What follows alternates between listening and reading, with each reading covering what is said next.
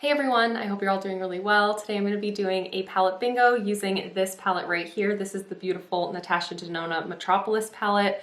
I purchased this back in October, I believe, and I haven't yet done a palette bingo with it, which it just seems wild to me because I tend to like to do that with new palettes to my collection, not every single palette, but oftentimes when they're fun color stories like this one, I like to do a palette bingo to really get to know the palette and possibly reach for shades that I'm not immediately drawn to.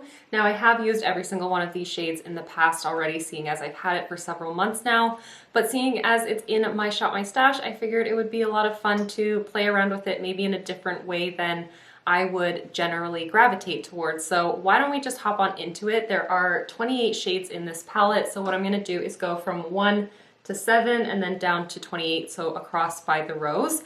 Let's just get into it. I'm really excited to create a look today. I'm gonna pick 5 shadows to create a look around.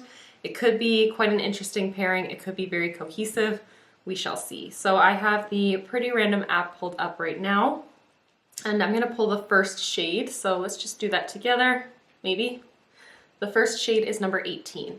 And shade number 18 is a beautiful matte forest green shade. This is called Royal. I did swatch it right here. And this is one of the cream formulas in this palette. So it's like a cream to powder, a little bit more richly pigmented and a little bit easier to blend because of that cream formula. I'm really excited to play with this. Let's see what else we're going to pair into this look. So the next shade is going to be, after 18, is going to be number 23. And shadow number 23 is this beautiful, beautiful deep teal metallic shade. This is called Jubilee, and I did swatch it right there. It looks absolutely stunning paired with the shade Royal, but it is definitely more on the blue side versus that true rich green. So that is going to be a really fun pairing. I'm excited to see what else we get with this. I'm hoping for like some lighter mattes and maybe a lighter metallic, but we'll see how this goes. The next shade is going to be number 22. So the shade number 22 is directly beside Jubilee. It is a like deep brown shade and it is called Azoic, I think. That's how I would pronounce it. And it is a matte shade. It's right there. It's kind of got a slightly green undertone to it. It's like an olivey brown kind of color. It is a really beautiful color and I've not played around with it near enough. I probably wouldn't have expected to pair it with these sorts of shades, but I am excited to play around with it. It does look like a beautiful like grungy kind of green brown color. The next shadow is going to be number 9. And shadow number 9 is this one right here. This is called Fuse. This is a like copper bronze metallic. I don't know, it kind of is like a very unique warm metallic shade, and I did swatch it here. It is a little bit more flaky. It's not the most even smooth metallic kind of shadow, so I am probably gonna have to play with that using a glitter glue, but yeah, it is a really beautiful shadow and I think it pairs absolutely amazingly with this shade selection so far. And so let's pull the last shade. I'm hoping for a light metallic or maybe a nice light highlight, like inner corner or brow bone kind of highlight, but let's take a peek. Let's see what it's gonna be. So it's number 28, which is the last shade in the palette. And the last shade is this one right here. This is called Antique. This is a beautiful, deep, warm brown shade. And it feels very creamy to the touch. I don't know if this is actually one of the designated like cream to powder kind of formulas. It does look it on the hand though. And I swatched it right there. As you can see, it's a gorgeous, like earthy, warm brown.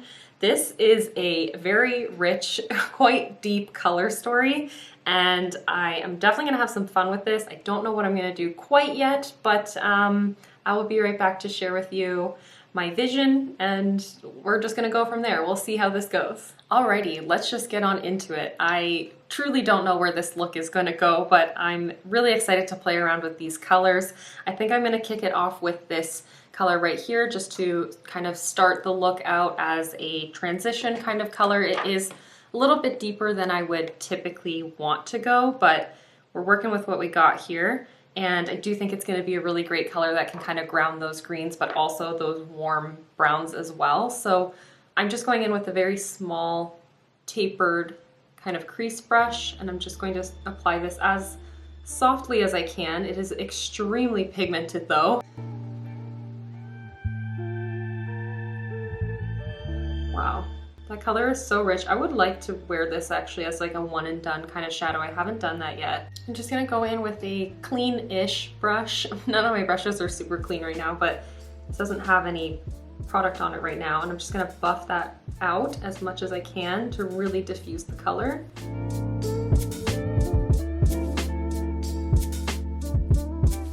So I'm kind of thinking, we'll see, but I'm thinking I want to do like these 3 shades on the lid and then these 2 on the lower lash line. So it's like a green, bold lid and then a just warm metallic lower lash line. That's what I think I'm gonna do. So I'm gonna use the exact same brush that I had the shade Azoic on, and I'm gonna go into Royal now, that gorgeous like forest green.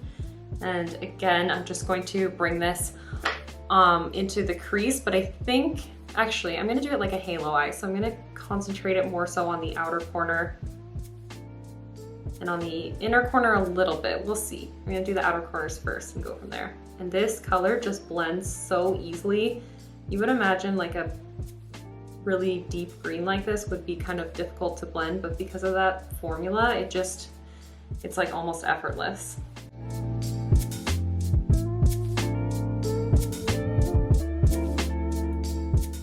I'm gonna try my best to have my eyes look symmetrical, but I do definitely struggle with that. I'm just gonna grab a tiny little accent brush and grab the same color, and I'm gonna pop this into the very inner portion of my lid and buff it a little bit higher than I normally would in that area, just to accentuate the halo. So I've somehow managed to make the green kind of like connect on the lid, but I did not intend to do that. And I think what I'm gonna do is just blend this all out, try to blend it together. And if some of it does blend into the crease in that center portion, that's okay. I just really don't want these edges to look too stark.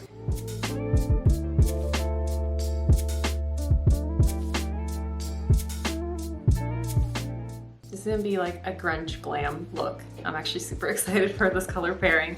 All right, the next step I'm gonna do is I'm gonna go into my e.l.f. glitter glue. I'm just gonna apply this onto my ring finger. I tend to just prefer to use it this way, and what I'll do is kind of run it between both my ring fingers, and then I'm gonna pop it onto the center of my lid where there's like barely any product on both sides. Then I'm gonna use my middle finger to pick up that gorgeous shimmer metallic teal shade. Oh, it's beautiful. This is called Jubilee again, and I'm just gonna kind of like shake my hand to try to get some of the metallic off, although I haven't done my base yet for this very reason, but just to avoid any kind of fallout. Oh my gosh, that's so beautiful. I'm just piling it on where I put the glitter glue down while it's still tacky, and then of course I can manipulate this, but I just want to make sure I use it while the glitter glue is still sticky.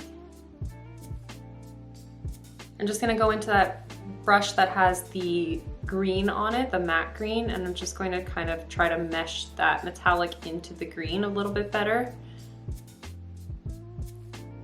You know what? I'm looking at this thinking all I want is for the green to be everywhere, this beautiful shimmer metallic, so I'm going right back in with my ring finger. I'm not going to put any more glitter glue down, and I'm just going to adhere it and press it all over the lid. We're not doing a halo eye anymore. We're just doing a like one color look.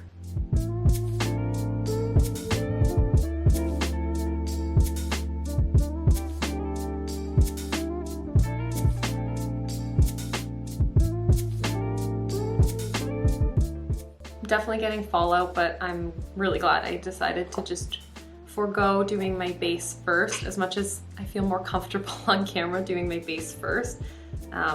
In my real life, I always do my eyeshadow first. And I'm just using that brush. I didn't add any more product onto it, but I'm just gonna use it to kind of try to buff everything together. And then I'm gonna wipe off this large brush that I was using to kind of just like buff out the first shadow that I laid down. I'm just gonna wipe it off and use this again to really buff everything. I really wanna make sure everything looks as blended as possible, although I do kind of struggle with that. blends. Should we put a tiny bit of that metallic into the center of the lid? Or is that gonna ruin it? I think I'm gonna do it. So I'm just gonna take a little bit of that on my ring finger. I'm really just gonna concentrate it right by the lash line here and then feather it up. And as you can see, it's not the most like opaque metallic. It really is quite flaky. But I'm going to just kind of mesh it into that color. I think I want to intensify a little bit of the brown just on the outer corner. So I'm going back into that shade called Azoic, or Azoic, yeah. I pronounce it the same way both ways. And I'm using this huge brush and I'm just going to kind of lightly dust it on that outer corner just to create a little bit more depth there.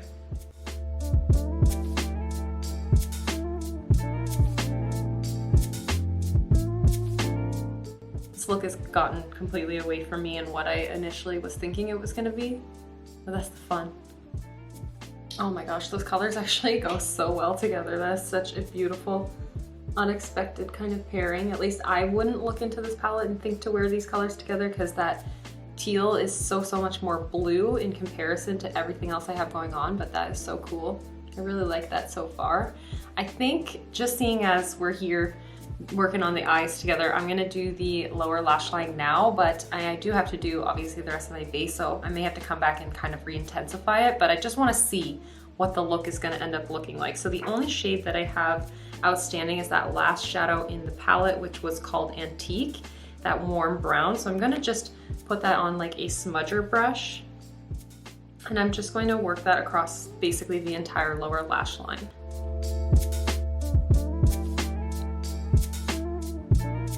And I'm really going to just let it kind of go wherever it wants because I'm going to clean it up with some concealer anyways.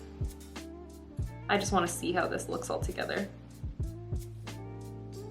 And then I'm going to use the exact same brush and go into that shade called Fuse, that beautiful like loose copper bronze metallic, and I'm going to press this onto the lower lash line. So I'm going to have to look like straight at my mirror and then just press it.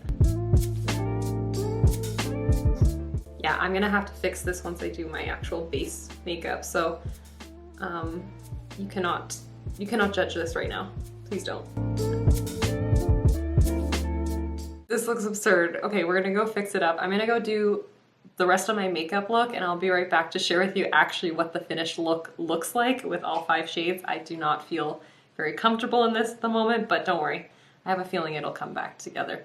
It'll come together. This is the completed look. It looks so much better now that I have my full face of makeup on. It's not just like very apparent on the eyes with nothing else going on. I feel like this look really balanced it out. I just wanted to go very bronzy, very minimal on the rest of the face, yet still complete and effective, and I'm really happy with the way it looks.